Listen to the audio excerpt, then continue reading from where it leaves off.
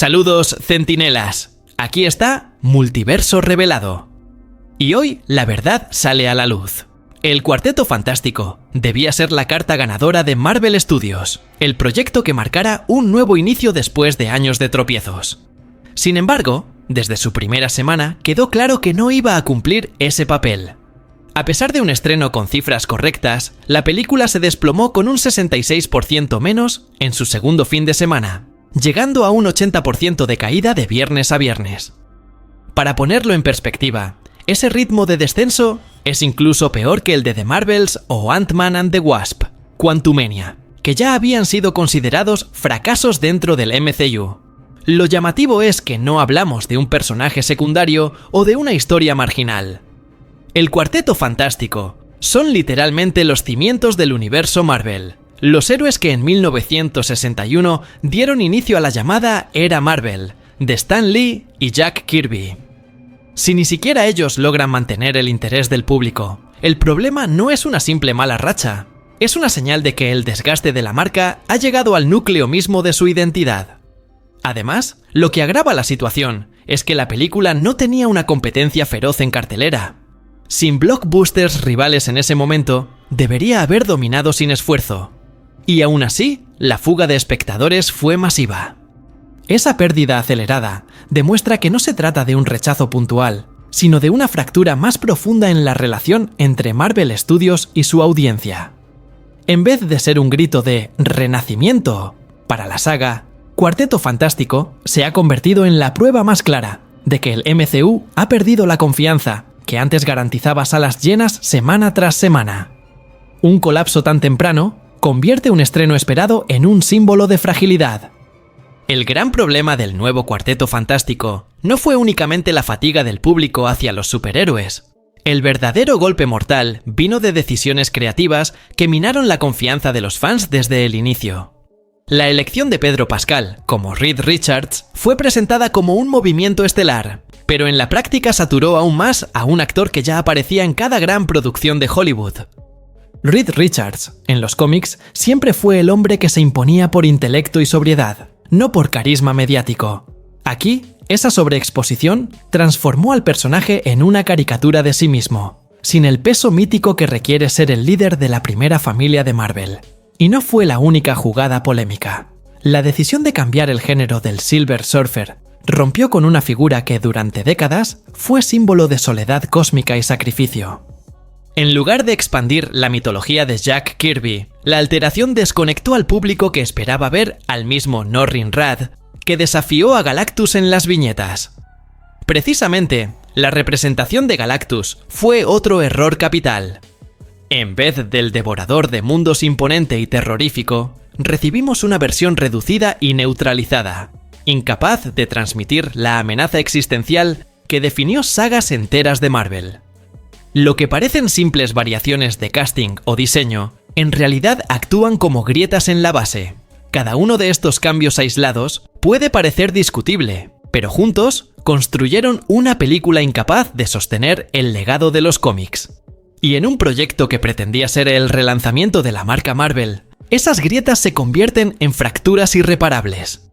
Ahora bien, lo más inquietante no es el desacierto de estas elecciones, sino lo que revelan sobre la estrategia de Marvel Studios. Un intento desesperado de modernizar y diversificar a costa de sacrificar coherencia y respeto a los personajes originales. Y ahí es donde la desconfianza del público se convierte en un rechazo inmediato. Porque si el propio estudio demuestra que no cree en la fuerza de sus mitos, ¿cómo va a convencer a la audiencia de que lo haga? Uno de los aspectos más desconcertantes de Cuarteto Fantástico fue el contraste entre la recepción inicial y su desplome inmediato en taquilla. En su primera semana, la película alcanzó cifras muy respetables en Rotten Tomatoes, con más de un 80% de críticas positivas y un 92% en la puntuación del público. Todo parecía indicar que Marvel había recuperado parte de su prestigio perdido. Sin embargo, apenas 7 días después, la realidad fue imposible de maquillar. Una caída del 66% en el segundo fin de semana y un 80% de desplome de viernes a viernes. En cifras, Eso significa pasar de una apertura sólida a unos 38 millones de dólares, lo que en la práctica sitúa al proyecto como un fracaso inmediato. Lo interesante es que esta contradicción no es nueva. Ya ocurrió con The Marvels o con Ant-Man and the Wasp, Quantumania, que recibieron reseñas iniciales aceptables, pero sufrieron un derrumbe idéntico en su segunda semana. Y aquí surge la pregunta clave. ¿De qué sirve una crítica positiva si el público no repite, no recomienda y no genera conversación más allá del estreno? La respuesta es clara. Esas valoraciones iniciales se convierten en una ilusión pasajera, un espejismo que los estudios utilizan para ganar tiempo, pero que no refleja el desgaste real de la marca. En el caso del Cuarteto Fantástico, lo más grave es que no competía contra una avalancha de estrenos potentes. Tenía una pista despejada, como decían los analistas, y aún así perdió fuelle en tiempo récord. Eso significa que ni siquiera el optimismo de la crítica pudo sostenerlo frente a la indiferencia del público general.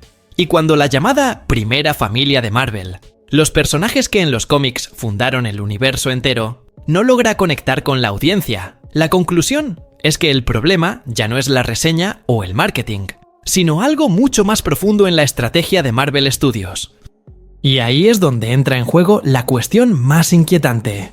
Si las notas en portales como Rotten Tomatoes o Metacritic ya no sirven como termómetro fiable, ¿qué queda para medir el pulso real de estas producciones? La respuesta está en la asistencia sostenida, en la conversación que generan más allá del estreno. Y en ese terreno, el Cuarteto Fantástico reveló que su impacto era mucho más débil de lo que Marvel quería admitir. La caída del Cuarteto Fantástico no puede explicarse solo con un mal casting o con cambios creativos cuestionables. El problema de fondo es que Marvel Studios lleva años dinamitando sus propios cimientos.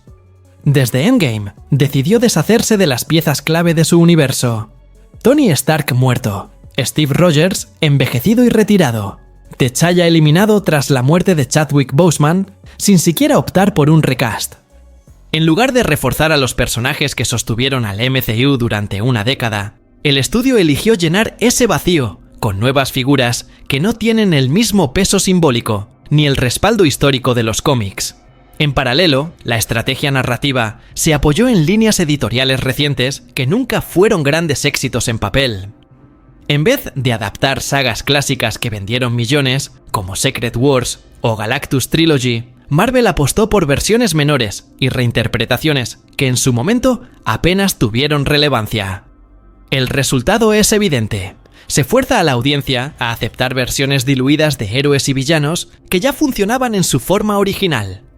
La Silver Surfer cambiada de género es un ejemplo de ese patrón, pero lo mismo puede decirse de Hulk reducido a un alivio cómico, o de Thor convertido en parodia en Love and Thunder. Si miramos los cómics originales del Cuarteto Fantástico, Reed Richards representaba la mente científica que enfrentaba lo imposible.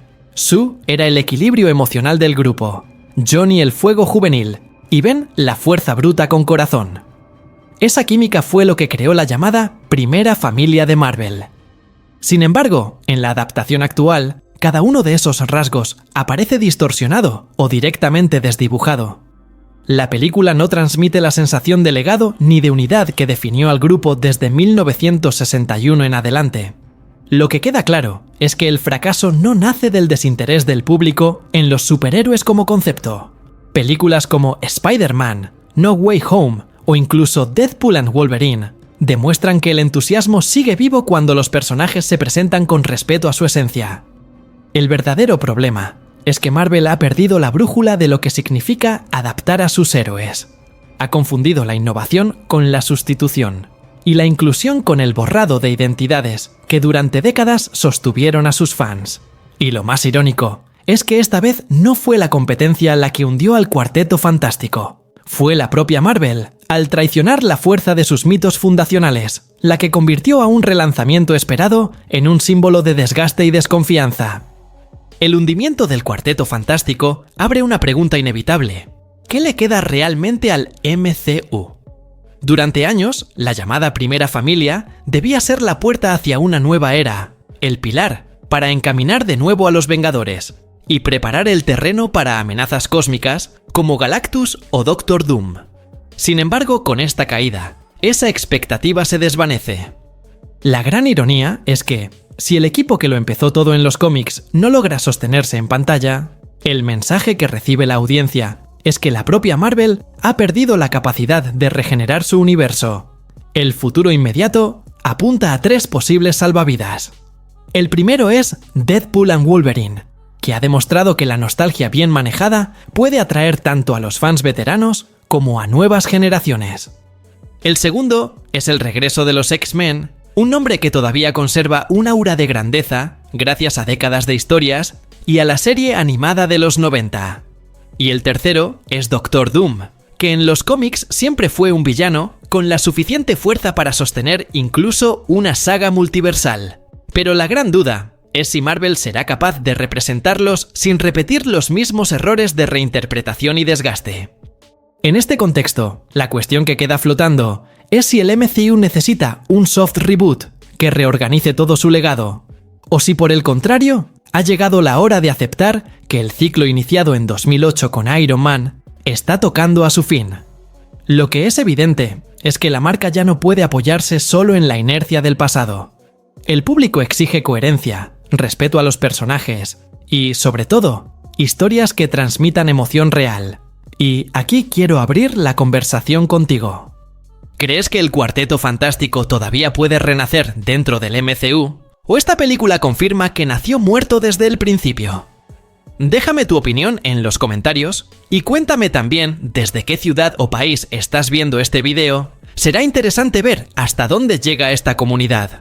Estamos muy cerca de alcanzar una meta importante para el canal y tu suscripción puede marcar la diferencia. Al unirte, no solo apoyas este proyecto, también te aseguras de no perderte los próximos análisis sobre el futuro de Marvel, DC y todo el universo geek. Este es un espacio para quienes quieren entender lo que hay detrás de cada estreno, más allá de la superficie.